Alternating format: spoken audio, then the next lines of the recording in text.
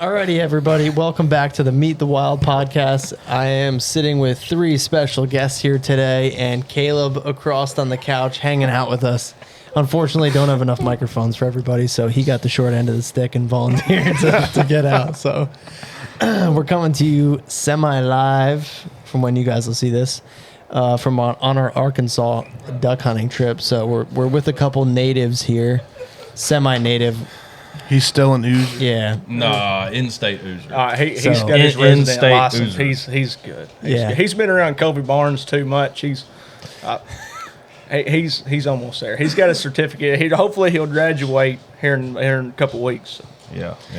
So we're here for until next Wednesday, so about a week and a couple days, something like that. And today was our second day of hunting, and it's been going pretty decent, I think, for the way that the season's been going. So I guess we'll go around the circle here. I mean, most of you probably know Brandon, but Seth and Gunnar can introduce themselves, and we can kind of talk about the hunting that we've been encountering and how the first and second split here in your home state has been going and stuff like that. What do you think? Yeah. I'm Brandon. I've been on here a couple times, so I'll be like Caleb and be like, well, I work for my family business. Caleb says the same thing every single podcast. I'm from as far north and as far west in New Jersey that you could possibly imagine. Yeah, that's the typical line there. Yeah. All right, anyway, what's your name? Where are you originally from? Well, Seth Walker. I'm originally from Virginia, Bedford County. I went to school there. That's how I met Caleb, but I moved up to Maryland, worked for about 3 years, and then had the opportunity to come down here for work. And, well, you kind of got to hop on it whenever it comes around, just because, I mean... Did you duck hunt and stuff before you met Caleb? Oh, yeah. Well, I'd probably been duck hunting for about a year before I met Caleb. And then there's a lot of stories that involve me and Caleb and duck hunting and doing really, really dumb things. But, yeah, I don't know what he said. I think he said we're going to cover that tomorrow night.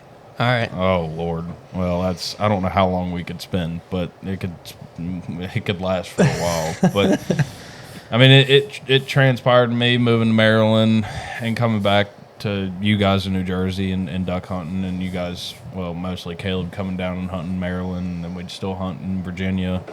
That's how I met you, when you would come home with Caleb from college, and we would hunt at home a little bit. Yeah, there was a lot of, like, 2-day, 3-day, 8-hour, one-way road trips to New Jersey just to kill a bunch of geese or a bunch of ducks. And, I mean, we had a good time, that's for sure. But I moved down here about a year ago. Did you know that you wanted to move here at some point in your life, or it just kind of things kind of fell through and you were like, well, that's kind of where I want to go? Well, I mean, we'd been coming down here for 3 years, doing the same thing that you guys are doing. You know, we'd just come down here for a week, you know, duck hunt, and... So you were on the original trip with these guys? Yeah. Okay. I was. Yeah, hey, after we introduce Gunnar, we'll kind of give like a lowdown of how like we ultimately ended up here in the first year. And I didn't come the first year, but like No. I was kind of the reason why all of us are here. It's kind of amazing on how we all started this. This started on like 1 in a million deal. Yeah, All so right. actually, well, hold on. I was kind of getting the story from Caleb. So your guys' encounter and meeting each other winds back before you guys ever came here, right? Yeah, Oh, all yeah. right. So All right, so let's have Gunnar introduce himself, and Yep. we'll circle back to this. Well, my name's Gunnar Conway, and they gave me a microphone.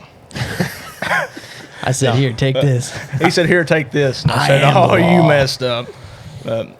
Anyways, I grew up here. I've been duck hunting since the legal age in Arkansas, six years of age. You're born and raised, over. Born and raised. I born in Jonesboro, about an hour away. Grew up in a little town called Delaplane, and about 100 people. And it's I think they changed the sign to 100. Oh, it says 64 now. Yeah. Yeah, so 64 now. I some moved old out. people have died. Yeah, it's about 500 right now, but duck season. Yeah. No, some people say it's the number 2 duck capital of the world. But anyways, It's a big debate. it's a big debate. Maybe 2.5. I don't know. Should we say the town? Is that okay, you think? Yeah, that's fine. Delaplane? Okay. Yeah. Delpine. Yeah. Okay. All right, No, so continue. but anyways, yeah, I've been duck hunting since I was 6. That's when you can carry a gun in Arkansas. Or you can hunt, not carry a gun, but when Yeah. you can hunt. I don't know. You could supervise. probably carry a gun. Oh too. yeah. I'm not going to stop you. But I remember as a kid getting drug out to a pit and getting sat in the dog box. I don't know how I remember it, but it was when I was 3, 4, 5 years old. You know, I didn't get to shoot, but I watched. So the duck hunting culture here is just part of the way of life here. Oh yeah. Okay. If most of these guys that you meet that are locals that are duck hunting, they've been doing it since they could walk. Okay. You know, their dad has duck hunted. Their grandpa duck hunted. You know, they might even have duck holes named after them here in the local WMA. But it's a rich history, and it's part of the culture here. I mean, everybody does. If you don't duck hunt, then you probably didn't grow up here. Or I was always under that impression that it was Right. it was like part of a way of life. I just wanted to. right. Or if you don't duck hunt, you deer hunt, or Right. you crappie fish all year long. You know, Yeah. it's That's the thing. There's people. We'll talk more about it later. But people around here, everybody duck hunts, but not everybody deer hunts. Not everybody crappie fishes. Not Gotcha. everybody squirrel hunts. You'll meet people that do everything: turkey hunt, deer hunt it. But for the most part, everybody at least duck hunts, and they might have another hobby, but duck hunting will be number 1, and then they might have a second hobby like deer hunting. But nobody just deer hunts. They duck hunt and deer hunt. You know, Okay. There's too much opportunity and too many people. Everybody here knows somebody that duck hunts. Okay, so from when you started duck hunting Yep. to what it well, you know what? Let me stop myself. We can get into this later. So you've been born and raised in Arkansas, duck hunted your whole life, and now explain to me how you and Caleb ran into each other, which is a crazy story from what yeah. I was hearing from him. So I have a great aunt and a great uncle that have they moved to Alaska when I was little, and we go up and visit them every once in a while, and just one of the few times I've been. It was actually my first time up there. I've been a couple times since, but my first time up there, you know, we go, let's go camping. We'll go fishing the next morning and everything else. And I was like, all right. This first time to Alaska, I never flew on an airplane before. And they put me on a plane in St. Louis, and I flew to Seattle, from Seattle to Anchorage, and it was crazy. I'd never done anything like it. And we get set up, and I think it was day 2. No, it might have been that night. We drive up to the campsite and everything. We get set up. Yeah, I think it was like Yeah. the first night you guys were like Yeah. going up and just happened to stop in. So his great aunt and uncle happened to know my grandfather that lives up in Alaska. Okay. Yeah, that's what she said. She's like, you got to meet these guys. yeah, I guess we got some friends over here. They're always here. We love to go hang out with them and stuff. And I was like, I don't know anybody here. Yeah. You're like, oh, I was like, geez, I here we get to see you guys for, 2 weeks of the year. They come down for family functions, and Yeah. then we go see them. But with COVID, we haven't been able to go up there lately. Mm-hmm. But And so me, Caleb, and Chris, we had been there a couple days already, fished. And we're like probably drinking beer outside the camper we were staying at. And see this guy walk up. We're like, man, he just looks like a duck hunter. And And keep in mind, Doug- he's supposed to have a beard right now. oh Yeah. Yeah. He's supposed to have a Yeah. beard, I- full beard, full. Yeah. Yeah. So Not a half beard. So No. we go over. beard. Gunner was a pretty quiet kid when we first met him, and as soon as Caleb is the one that went and talked to him. Go figure on that one. The kid who could make friends with a rock. Yeah, and I noticed Gunner was wearing a Drake sweatshirt, and then Caleb, I forget what his exact words were, but He's like, you could see that kid come from a mile away that he didn't belong and he was lost. Oh man, I was lost. I was following my aunt. I was like, How did Caleb introduce himself? Was he like wearing a Drake jacket? Was he like, you duck hunt? No, Okay, no, we can be no, friends no. now. I think it was actually more of like we probably hadn't showered the whole trip, and we were like, "Wow, somebody that's not 70 years old. Nice to meet you. I Nice to looked up meet you." and I was like, man, they look like they're around my age, you know? Yeah. I mean, everybody there's, 50s, 60s. Really? 70s. Yeah. There's not a lot of Everybody that was there at the time. Yeah. You know, I'm Yeah, well, his great aunt and we were with my grandfather and his elderly friends. So anyway, so we got to talking, and we're strangers at that point. So we got a Snapchat. He said he's from Arkansas, and I then think the pictures started coming out. yeah, the pictures started coming out, and you could see the fire coming out of Caleb's ears. Like, this has got to go somewhere. And yeah, I think Caleb was really the one that stayed in touch with you for, I guess it would have been only about 6 months, because you guys came at the beginning of December that year. Yeah, I think we were down here. It was right at the first of the second split, Right. I think. Yeah. The first week of the second split. Yeah, I mean, because you guys couldn't hunt no- hunt the woods. No, this was the last year that out of states could hunt the whole Yeah. season. It was the last year. The next year they changed the law where it was 50-50, 30 days on, 30 days off. Yep. So yeah, so Seth, Caleb, Chris, and your other friend from school, Landon. They came down. I was in college, so I couldn't come down. But it's just crazy. Like, we travel. I mean, all together, I think that trip takes us about 13 or 14 hours to get from New Jersey to Alaska. Probably takes him a good eight hours flying, whatnot, with layovers. And like, we just so happened to be in that same exact place at that time, and now it's led to the 4th year of coming down here, a new life for Seth. Yeah. Like, without any of that, he would still be miserable in Maryland. Oh, 100%. And you think about it, like, I met Gunnar and Garrett through Caleb, who I met through Landon, because I don't even know how I met Caleb, to be honest with you. That's so much of a blur. But you want to know what? That's like one of the coolest things about duck hunting, I think, for myself, is the fact that like you can literally walk up to somebody in relative, you got to feel them out a little bit, but you can walk up to somebody and pretty much make friends with them instantly if you like duck hunting. See, in Alaska, when we were talking about duck hunting, I was like, I remember looking at Caleb, and I was like, come on down. And you could tell he was like, oh, yeah, this guy right here, there's no way.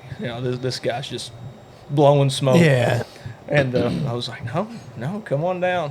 And he's like, oh, well, we'll keep in touch with you. And I was like, last time I heard, I'll keep in touch with you. It didn't. Yeah, exactly.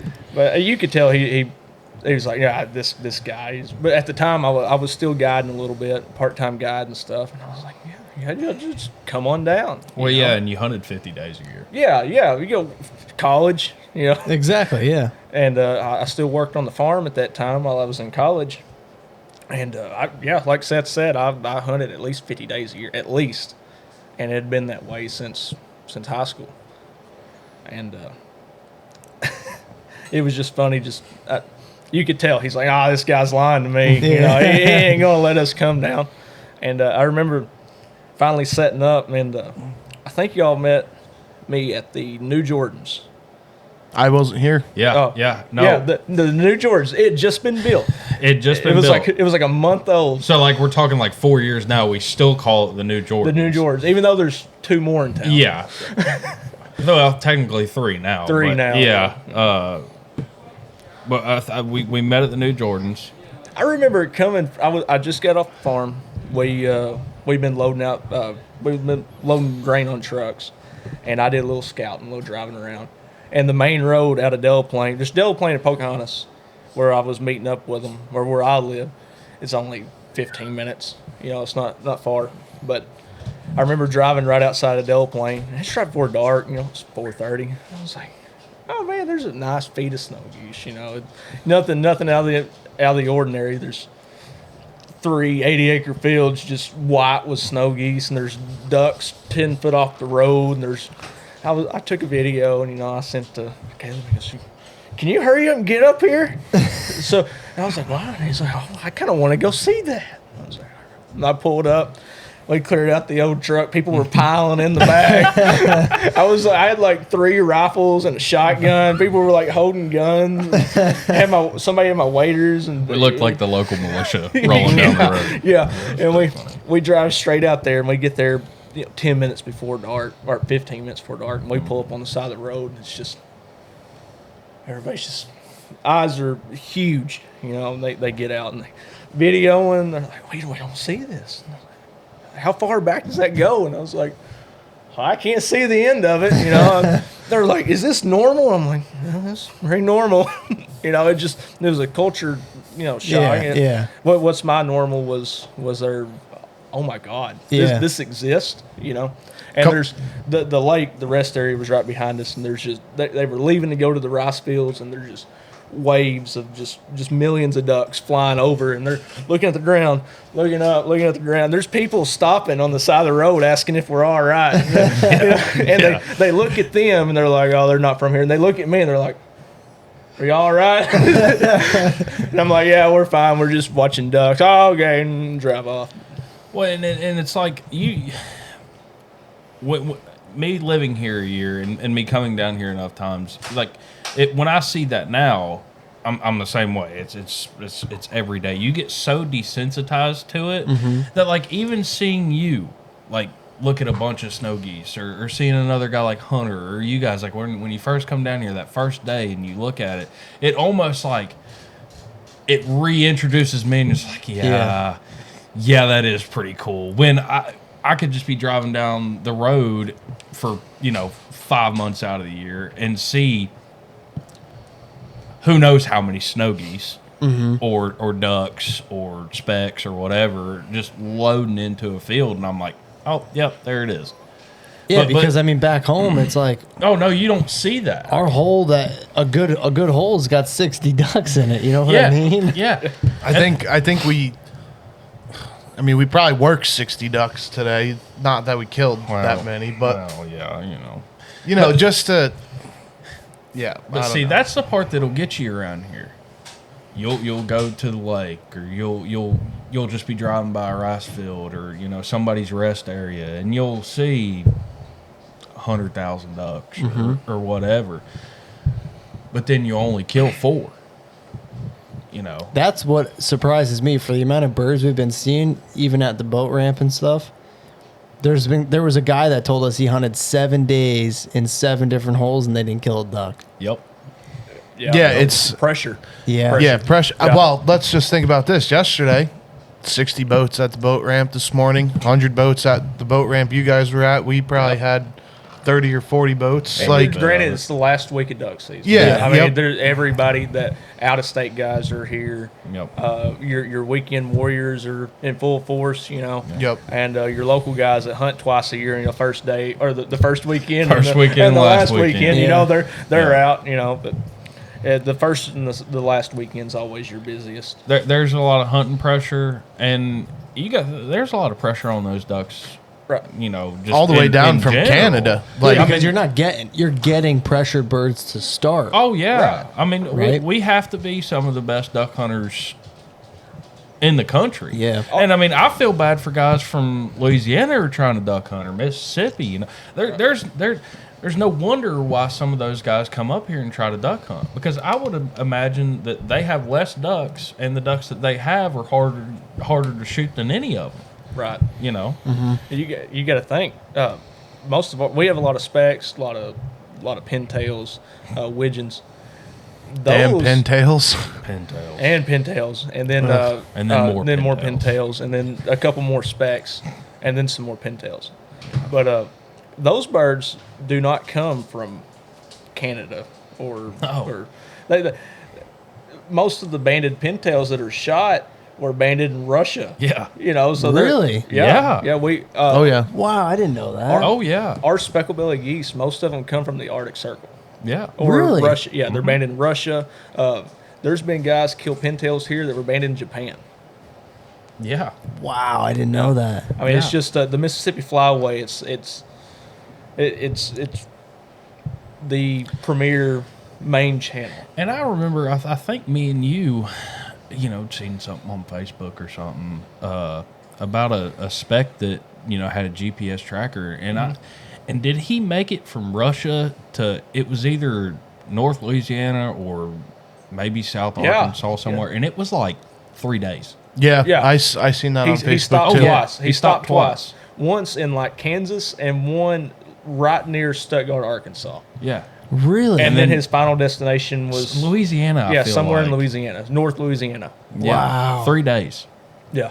That's insane. Oh yeah. Now we start getting our speckle belly geese in September. When's the season open for them? Well, we have an early Mid-September. season now that opens up in October, the Okay. end of October. But that's new. That's Yeah, the yeah, past yeah. 3 or 4 years. Which Oh, dive off into this. well, dive off well, into well, the specs. oh man, the speckle belly geese. It's That's something I'm really hoping we get into while we're here. I'd like to kill one at least, you Right. Oh yeah. Listen, if I didn't have to work, know. We totally, if I yeah. didn't have to work Monday and Tuesday, we'd go kill us some speckle bellies. Now there's I Specs are hard, man. yeah. they're getting harder, and The more and more that you see every year, the harder they get to kill. I will say though, like today, this afternoon, a group of snows came in, and you hear the specs going little, little, little within that group of snows, and Gunner started Doing blowing whatever it. he does. Yeah, just doing however he does it real well.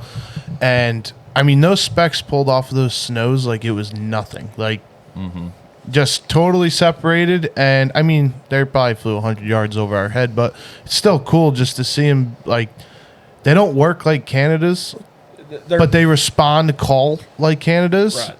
But they don't totally ignore you like snow geese Listen, do. speckle bellies, it's the closest thing you can get to a mallard duck. Yeah. They work just like a mallard duck. They'll circle 2 or 3 times, and you seen the group that I was trying to work over the blind. Yep. You had them touching wingtips. Just maple leafing down. It's the speckle bellies. We didn't have any when I was a kid. I know I'm going down a different route, but Oh, that's fine. wait, I mean I can talk about that, like the change in waterfowl in the past 20 years. Yeah. When I first got into it, 6-7 years old. If you seen a speckle belly, you went and told somebody. You're like, oh, I seen 2 specks today, and then the next day you're like, I seen 2 specks today, and nobody had a speckle belly call. Yeah. They did. They made them because they had specks in California and over that way, and maybe a few of them in the Central Flyway, and they had a couple in Louisiana for whatever. Why they skipped us, I don't know. But they just started showing up, and nobody really knew what to do. Yeah. What do you think the reason that they started showing up? Like what changed? I would assume agricultural. Agriculture. Like what really took off in that aspect to get the specs here? Rice fields, more of them became floodable. Whenever there wasn't levees. Because the specs like water. Like, Yeah, like sheep like you water. said. Sheet water. They specs are so much. They act so much like a duck. It's unreal. Where you kill a mallard duck, besides timber, which I mean it could happen. It could It happen. has happened, especially short timber. But anywhere but timber, if there's a mallard duck there could be a speck there. Yep. And but specs, there wasn't any specs, and they just started showing up, and started building up, and it got to where we call them. They're called bar bellies, tar bellies, speckle bellies, white front, whatever. We call them stupid bellies because you could pretty much laugh at them. You yell at them, and they would lock up and try to land on a mojo. I mean, Really? they were easy. But we can only kill one. We can only kill you. So they started piling in, and they got to where people actually bought decoys for them. Before we go get a Canada decoy and paint the top of it brown and take some black paint some bars on Yeah. it, and we had 4 floater decoys because nobody made full bodies in. We had 4 floater homemade spec decoys, and that's all you needed. and people started hunting them, and the game and fish. I'm going to stay away from that. Game and Fish really, well, it's not the state level, but the federal level. They judge the bag limits. Mm-hmm. But the population exploded because the limit was only one. I mean, we started having groups of thousands of birds showing up, 10 years down the road, and people were going out with, you'd have to bring 20 guys with you to shoot 20 birds. It's just like the pintails now. You can kill one pintail. That's the same issue we're running in with Canada's at home. Yeah. Like, luckily, we're going to go home and we're going to get on a hunt where we could kill 5 birds a person. But, I mean, we're full-blown planning hunt with 15 guys. Like, no question. We went from hunting 5 guys and telling people, no, we can't go. We have too many guys, to now, like, we've adapted to making... We're like, all right, call all your friends that have federal duck stamp. When we get on a feed, we're like, okay, we've learned to make 15 guys work, and how do we brush in 15 guys? How do we hide 15 guys? And we've just adapted to make it work. Right. To kill 15 birds. Right. And specklebelly is not the only thing. I mean, shovelers. We didn't have shovelers. No. Because historically Arkansas was a bunch of slough bottoms flooded up. Even with rice coming in the 60s and 70s, farmers didn't leave their fields flooded. Mm-hmm. You cut your rice, you pulled the plug, water drained out. The river come up, the sloughs come up, mallard ducks, pintails, widgeon, gadwall, all that good stuff. But you didn't see. You even had diver ducks. The old timers talked about diver ducks. Those rivers back out in that big, just backwater, and those diver ducks get in. But we don't have any diver ducks anymore. But other species took over. The pintails, the shovelers, they started taking the place of what was. There's a transition, it's a teeter totter. You lose what you lose, you gain it somewhere else. So I don't know about you, but I love killing shovelers. I wish we still had them. I know. The Hollywood mallard is what we smiley bootlit mallard. Bootlit mallard. I wish they were still here this year, because so far the most memorable hunt I've had in 3 years of coming here was last year when we killed 40-something shovelers. Mm-hmm. There was like 8 of us, and I think we killed like 43 shovelers in 45 minutes. Buddy, you ain't gotta sing the Spoonie Blues to us. We've been living it since the first day of season. First day. Yeah. I remember I was rolling that field we hunted today. I pulled up. Water had only been on it for a week, and it was the first kind of cold front a week before, or a week and a half, 2 weeks before season. Which a cold front here in November is like 75, 70 yes. degrees. Okay. Yeah. Anyways. So just enough to where you're not like completely dying. Yeah. Like I had to wear pants and a hoodie. Yeah. But anyways, I pulled the tractor in, and the ducks just had the field completely covered. All the adjacent fields were covered, and I had to roll the rice stubble, and I pulled off. And as I was rolling the rice stubble, the ducks were getting up and just leaning back behind me every pass. And I was taking pictures and videos, and I was telling them, I was like, it's going to be good. It's going to be good. It's going to be good. And we were loaded with everything. Mallards, mainly shovelers, teal, anything. Gadwalls. I mean, big, giant wads, 200 or 300 teal. Oh, yeah. And they went out the week before season to brush that blind up. And they were running chainsaws, cutting brush, and they had shovelers coming in and sitting. They were taking pictures and videos of shovelers sitting on the water 15 yards from them, just groups of them. Really? Yeah, 5, 10, double-digit groups just sitting down in the water. Mallard ducks coming in, pintails. We didn't know what to think. We really were looking forward to the opening weekend until it actually happened. And then it was 65, 70 degrees the week before, and then opening morning it's 21 degrees. Yeah, we had a huge, And we're breaking ice. We had a huge cold snap 2 days before season, and Yeah. it just, I mean, ice was quarter. Did it inch, shut half it right down? Oh, yeah. It pushed all the Ruined birds it. south. I mean, we killed a couple birds. I mean, we did all right. Yeah, but we held our own, but it's just sit and think about what it could have been. So how was that led into, like, that was this year's opener? Yes, that was How back was- in November. How was that led in throughout the season this year? How has it gone so far? That's been about the trend. Is you'll get a big push of birds in, and you get about a week to hammer on them, and then we'll get a giant cold snap, and it'll push them out, and then we won't have any birds for a week, and then they'll start trickling back up when it warms up. And you might have another cold front, and you push some more birds in, and then it just wipes them out. But we started off the year really, really dry. that was the main problem Right. this year, was the fact that it was so dry that when that cold snap hit, the river was low. The river wasn't even close to being out. The birds didn't have anywhere to go, and new birds coming from the north. Didn't see it. There wasn't any open water. The water that was there was being hunted. Yeah. You know, it was a flooded rice field with a pit in it. It was a hole in the upper island over Yeah. by Hubble's on the WMA, and it was if there was water open, there was a gun there. Yeah. You know, and the ducks just Yeah. they realized that, and they just kept going south, just as fast as they could come in. It was good. You could see the big push of birds and all the guys up north. Oh, they're coming your way. We lost all of our ducks. They're headed your way. But we didn't have no water, and the water we did have was froze up, so the ducks just kept on going. So, And then that didn't register with the ducks that, you know, either stayed on the lake for a night and then left, or just flew over. It doesn't register to them, hey, we passed this place that has a bunch of water, and we could go back up north now because it's hot down here. Yeah. That doesn't register with them. They don't know that we have water. They haven't been here this year. Now, obviously, is stupid these things can sometimes be. They're pretty smart, you know.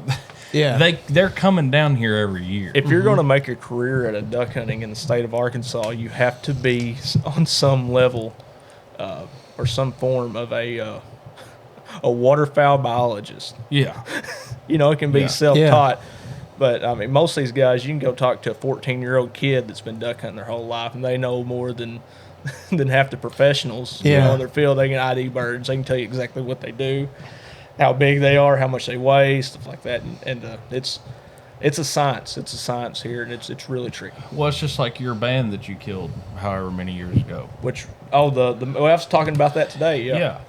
You know, it was banded in Delaplane, Arkansas. It was banded at the lake, It was banded at the lake about a quarter mile from where I shot it at. in the winter, I'm supposing. right? In the spring, the Okay, following in- spring. in the spring. And how old was it? It was, I think it was 10 years old at the time. And I But- guarantee you that duck has made 10 trips down here. Yeah, that's the thing. The duck was banded on that lake 7 years prior. Really? So that duck has Yeah. been coming back to the WMA every year for 7 years, and it was estimated to be 3 years old when it was banded, and then it come back for 7 years, and then I finally shot it on a youth hunt when I was 15 years old, and I still have it on my lanyard. I'll show it to you tomorrow, but it's my lucky duck band. I've shot bands on wood ducks, other mallards, snow geese, specks. I even shot a banded redhead, which is wild. It was banded in New York, by the way. Really? Yeah. Wow. Maybe by you, Brandon. Maybe. I'm from New Jersey. Yeah. You, Oh, no, you were knee This high to a same, grasshopper, weren't same you? difference. But that thing it was special to me, and that's my lucky band. And I keep two of them. One of them's a Ducks Unlimited band, come off of a snow goose, and one that was my first snow goose band. We're not going to talk about how it was killed. No, we don't need to get into that. There was a car wreck, boating accident, Right, something. right.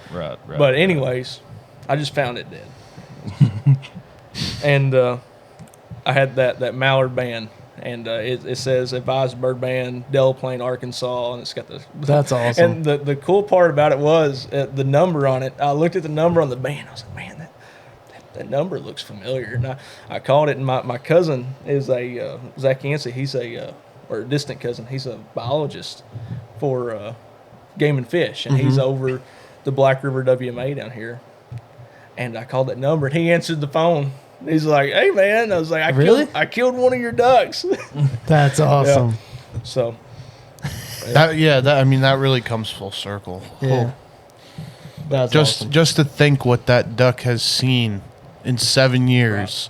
I know. Not to mention making the trip to the breeding grounds and back every year, but just what that duck has seen in the 28,000 acres that lies in that bottom. A lot. yeah. A lot.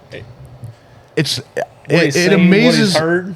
amazes me how you can actually go in and kill these things with, especially you drive around at any of these boat launches, and there is an ungodly amount of people out there. It is a wonder how any of these ducks ever get killed.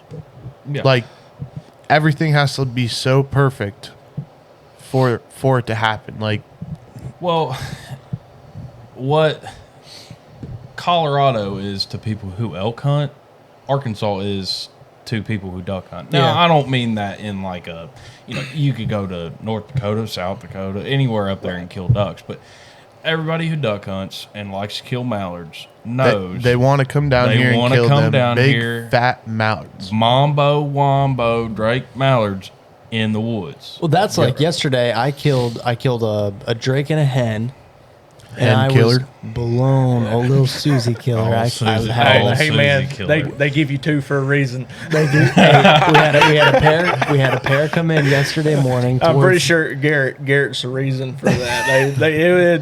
I think it used to be one, and Garrett was born. They upped it to two just so he wouldn't get in trouble. Yeah. Oh, we had this pair come in, and I seen him. The sun's shining right on him. I'm like, that's a beautiful green head right there. Boom! Brandon folds it. I'm like, well, I'm gonna kill that hen too. Nah, I don't was care. watching your gun barrel. You was pointed at that Susie the whole time, don't No. you? The worst part is on the GoPro footage, he was yeah. he was like a second and a half too late to the draw. I That was Drake was swinging folded. I was swinging to the Drake, and B already had it drilled. So I'm like, well, that's Susie's right down. Boy, my I sights. was giving him a lot of slack yesterday, and I loved it. oh yeah, I was chirping him real good. But look, at this point in the year, especially with how hard it's been, Susie smashing is 100% allowed. Let me tell you what. Guaranteed. I'm telling you what, and I don't like them loudmouth Susies either. They can Right. get it. You get late season. I know you went with our group today, and Yeah. it was you seen what late season ducks do. You know? Yeah. We didn't even hunt a hole. No, We Why found, don't, since you're from here, you've done it your whole life, you know, explain kind of like the hunt that we had today. We started off in a hole, right. and we seen a bunch of birds, and they were dumping behind us Right. into some timber. So you went on a scouting mission, Yeah. and just take it from there. Like, explain what happened. You went on your scouting mission, what you found, and then switching things up like that, like we did. Is that normal, or is that out of the normal? Late season, it's normal because you go to these big holes that you've hunted all year long, Yeah. and you've just pounded the ducks in, and they'll just flip a switch. It's usually about somewhere in January, that's second, third week of January, they flip this switch and they decide that they do not want to land in that hole anymore. You might see one come through the trees in a hole, but they'll fly through the trees and go to the buckbrush, and it's just a security thing. And they're starting to pair up at this point. You know, it's their breeding season. You'll see a bunch of pairs, and that thick stuff it's really beneficial for him. It gives them a secluded place. But I went on that scouting mission, glorified walk around, and I seen the ducks on the water. I watched a bunch of them drop in, and I knew the general area, but with that buckbrush, it's not even buckbrush. It's thin timber with buckbrush scattered through it, and they were just finding breaks. There wasn't a specific hole. They just find breaks in the treetops, and they'll circle 2 or 3 times till they find a gap just wide enough they can fit their wingtips between, and they'll just fall down in there. And like the first duck we killed, once we got moved, it actually dropped down. It heard the call, and they will focus. That's the only good thing about a late season duck in the woods. If you're in the thick of it, they will respond to a duck call because they're trying to find other ducks because they can't see them. But that duck dropped down below the treetops about 100 yards away, and we worked him all the way through the woods at about eye level until he almost took your hat off. Yeah. You know, it's And then you guys folded them right up. yeah. We gave him no twist up. You know, he, Well, But and that's the same it's the same thing, give or take, that happened to you happened guys. to our group. You know, we're working ducks overhead, and we ain't in a big hole. You know, we're hunting small hole. And We're hunting a slough, basically, is all it was. And if you're being generous when you're calling it a slough. there's a you lot know. of history in that slip. There's a lot of history in there. That's But you know, and we're working birds, but we don't really know what they were doing. They were just they were working in wrong with the wind, trying to come into the hole with the wind, and we had short timber on the downwind side, so it was perfect. But they just weren't working right. And I turned around and seen some ducks, just pitching into. I mean, pretty much what he just said, short timber and little buckbrush and stuff. And I was like, I think I'm going to go on a little walk here. Normally, that means that, you're bored and you're just going on a walk and you may come back with 3 squirrels. Who knows? Or a coon, you never know. There's no telling. Well, I get 30 yards away and I see a group of 10, 15 mallards. I mean, find a break in the trees about the size of this table. I turned around and said, Brandon, me and you's gonna go. we're fixing to walk over there and see what's going on. Well, we grab half dozen decoys and just go walk. And I mean, I don't know how many ducks we jumped out of there. And Probably 75 at least that we saw. Every bit of it, yeah. And that was just the ones that got up before we started walking over there. I mean, yeah. I know we keep talking about this thick stuff, and these birds are just sporadic. You can't definition work these birds into the decoys, because you might only have 5 or 6 decoys or just a jerk cord. Yeah. Or you might have no decoys and you're just squawking on a call because they're listening for that call. And the late season, these birds, there's no rhyme or reason how they come in or where they come in at. You can't set up. What you have to do is you have to get in a line and you have to call these birds through. Like you've seen, these birds, we shot some behind us, we shot in front of us, to the right, to the left. Yep. And you can't. You're firing squad. Yeah, that's all you are. And I mean, that's the thing. You see people like tree topping. We call it tree or sky busting. Tree topping, but it's different this time of year than earlier because early on in the year when they're first getting skittish, these birds will stay above the treetops. And people are literally sky busting these birds at 80 foot up, or 80 yards. Yeah. And this time of year, when that's the thing, these ducks are just barely skimming the treetops this time of year. And they're just trying to find a little crease to get down in. So when we're tree topping them this time of year, it's only a 45 yard shot at the most, which you've seen that. We folded every duck we shot at this morning. Yeah. And that definitely was not because of Tyler, though. I know. This morning I was not. My setup wasn't the spot. These guys had the best lines for shooting and stuff. That's what you're going to put it on. I don't know. Okay. That's the best thing I could come up with. I had a really good lane behind me, but in front of me, I had a gap about this wide. Mm-hmm. So I shot the ones pretty well behind us, and I shot the one that almost killed him. I swear this thing almost took his hat off. It was coming straight. I never even saw it. I looked over, and I worked this duck through the trees, and I looked over, and I looked around. I said, "Here he is," and everybody's looking a different direction. I'm like, "Oh my god!" And he come around that tree right over top of his head. Boom. Did he have his GoPro on? Yeah, he had his GoPro on. I'm pretty sure I had it on. You should have let it. He was trying to turn it off. That duck was trying to. Oh, you figure that's what it was. He didn't want to. He didn't want to show. He was going for that. Secret area. Going on over. Yeah. But it was cool though to see especially so from the first morning we hunted a hole.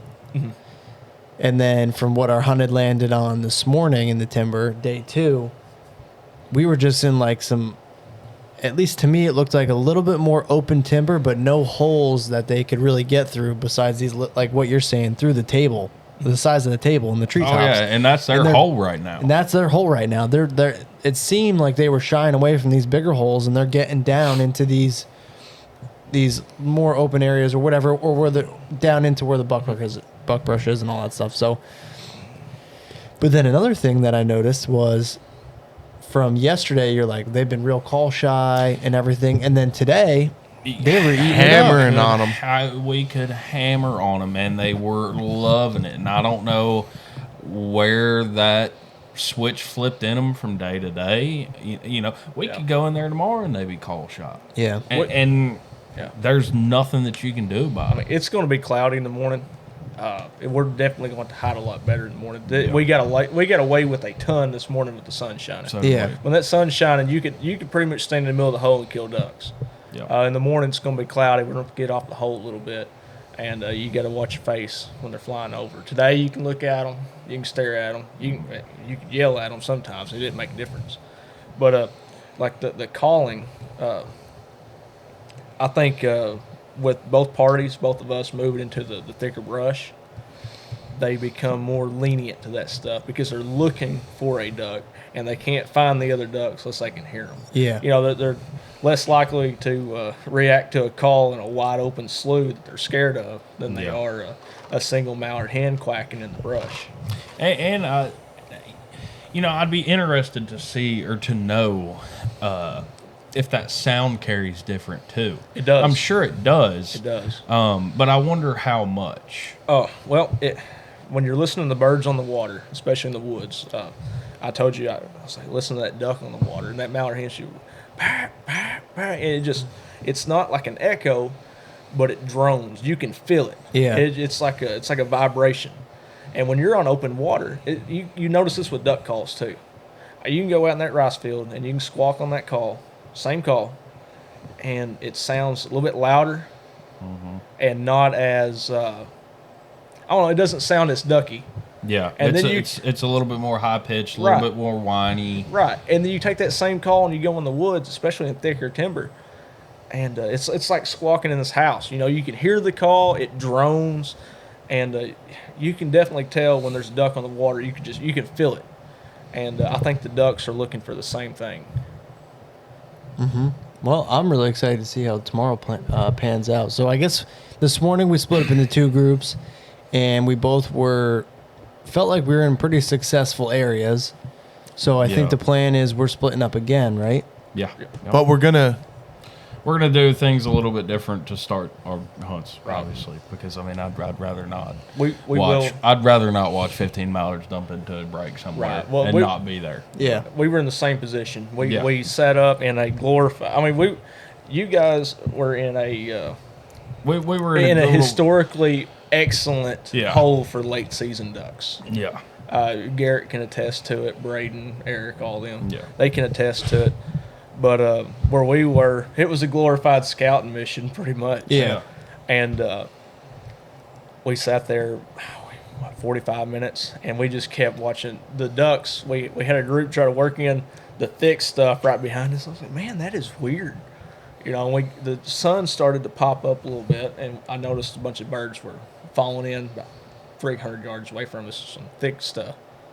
And I was like, I'm going to go on a little walkabout mission. And after we got everything picked up, set back out, you know, it was, almost 8 o'clock? Mm-hmm. So we missed from shooting time at 6:30 something to 8 o'clock. We missed that. And like I told you, if we would have been in that thick stuff starting out, we would have been back here in Pocahontas eating breakfast at the McDonald's, and it would have at been the 9 same thing o'clock for this us. morning. Yeah. yeah. We'd have shot 16 birds and in I don't know 2 hours maybe. And you can once we got moved and we got the decoy set up, the dog and everything to shut up.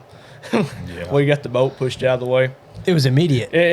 Birds. I mean, while we were throwing out decoys, birds were trying to come in on us, and they didn't care. The boat was in there. Well, we were yelling at each other. The dog was whining. You know, we were loading guns, and they're taking the treetops out. The cool thing is too with that is you didn't shoot at those 6:30 to 8 o'clock ducks. Right. So there's no telling what's going to go on tomorrow. Right, and that's what I was telling them. That's what we were worried about when we were in the hole, and do we go in right now and kind of ease the ducks out? Don't go in there wide open throttle with the mud motor, shooting the place up. Ease in there, bump the ducks out, or push them through the woods, and set up and kill a few ducks and see what it's going to be like, or halfway guess on where these ducks are going, drop a pin, and come back in the morning and hope you drop the pin on the right spot. Yep. And we ultimately we got together and we decided that we needed to go in. We didn't run the boat. We took the boat with us. We drug it through the woods. We drug the boat and we got 50 yards from the ducks. Yeah. Half of them took off swimming through the woods and the other half got up and flew off. And they went straight to the rest area that was 400 yards away from us. So, and we sat there and we just picked off singles and doubles. And we had the times where there was 50 to 100 birds circling, working. We never shot into them. Yeah. And those birds they'd go sit down 100 yards here away from us or over here, or go sit down behind us and just go back to the rest area. So those big wads of ducks did not get pressured. And every single or double that come into the hole died. Yeah. Yeah, I mean, Tyler and I still have to figure this out, but basically, you, Caleb, and Chris are for sure going back there. Seth, Garrett, and Eric are for sure going back there. I know Tyler hasn't got to hunt with Garrett yet, and I'll tell you what, that is an experience within itself. Oh, Garrett? Old Garrett. Yeah. Are we about to get to Garrett? No. We're We're just saving that for tomorrow. Oh, yeah, God. tomorrow. No. Well, I don't think I'll be here tomorrow. Y'all have fun with that. Oh. Oh. All right, we're saving it for We'll Monday. catch you though another night, won't we? Well, maybe I might be able to, if y'all start it pretty early, I might be able to get in on it. Yeah, we can make that happen. Yep. But I think, and whatever Tyler wants to do, I'm pretty easy going. But if he wants Right. to hit up with you guys in the morning, I'd love to get in there with. You'll get to experience the Garrett Aiken experience. Oh yeah, it's worth it. You can't come down here to Arkansas And and not hunt the timber with Garrett, because I'll tell you, my first story with him was over there at Duck Levy. oh man, if we're gonna start telling stories, we're No, about to get to Garrett. just this Yeah. first one, Oh, just this one, and we got plenty he's of sitting, them. he's sitting there on the levee. He goes, "My name's Garrett Akins, and I'm not going to kill a duck this morning." I was like, "All right, let's get in the hole, I guess." Then. But yeah, Garrett, He'll be on here, and he's He's a riot. Yeah, I met him for the something. first time last night, and he was a riot. yeah, something. he's he's a good guy. Something. But anyways, so Yeah, heart of gold, but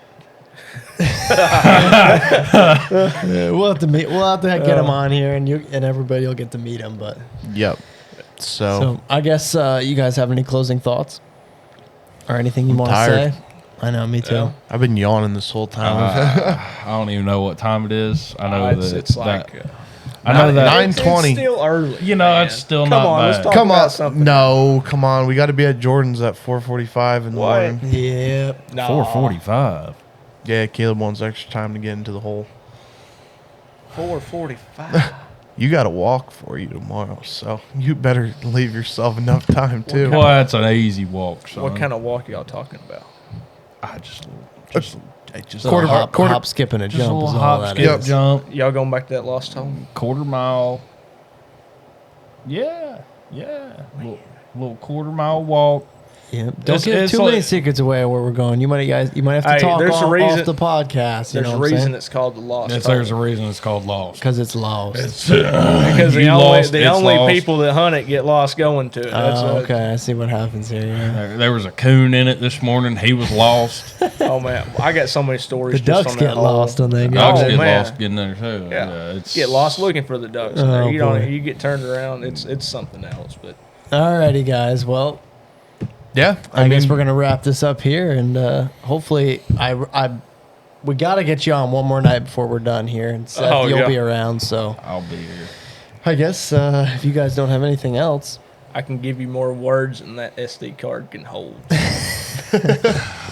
Well, we can't do them all in one night. You know what I'm saying? It may take him a few hours to get all them words out, but Yeah. I bet you. Listen, certain subjects I can sit here and talk about all day. Yeah. There's some that only last about an hour or so. Get him talking about ducks and case equipment, and he'll be here for hours.